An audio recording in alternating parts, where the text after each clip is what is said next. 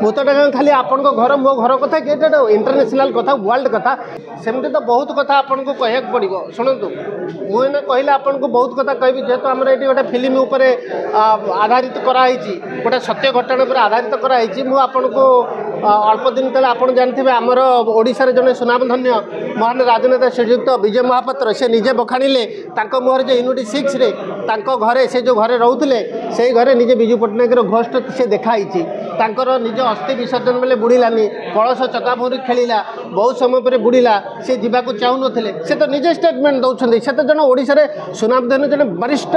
माने राजनेता से विजय महापात्र आप कौन कहे कहतु सी कौन कह मिछ के कहे कि विजय महापात्र भाया लोक जन सीनियर लोक सीनियर सिटीजन जन अभिज्ञ लोक आ स्टेटमेंट को आप ग्रहण करेंगे ना नहीं भारतीय आर्मी कथा को ग्रहण करेंगे ना नहीं हरभजन सिंह की ग्रहण करेंगे ना नहीं कन्नड़ माता मंदिर में 1000-5000 लोक बम पकड़ा पाकिस्तान से गोटे फुटिलानी से ग्रहण करेंगे ना नहीं एमती बहुत कथा अच्छी आपड़ जमी भूत मंदिर अच्छी मध्यप्रदेश में आपड़ से ग्रहण करेंगे ना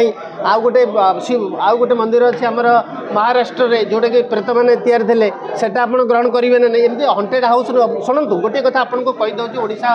आउ भाई भौणी मानक भारतर भाई भौणी मानक तो भारत में वर्ल्ड रे बहुत जिनस अच्छी बहुत जगह अच्छी बहुत घर अच्छी जोटा हंटेड हाउस बोली से government Thailand government haunted house declare करी चाइना गवर्नमेंट गोटे जंगल को हंटेड फॉरेस्ट माने डिक्लेरेशन देती साउथ आफ्रिका भी देती अमेरिका भी अच्छी जर्मनी भी माने वर्ल्ड रे बहुत कंट्री अच्छी जो मैंने हंटेड हाउस 100 प्लेस हंटेस्ट फॉरेस्ट बोली डिक्लेरेशन से गवर्नमेंट कर खाली भारत कथा कहीं आम कह वर्ल्ड कथा आम कहे ना भूतटा खाली आपण घर मो घर कथा कि इंटरनेशनल कथा वर्ल्ड कथा तेणुक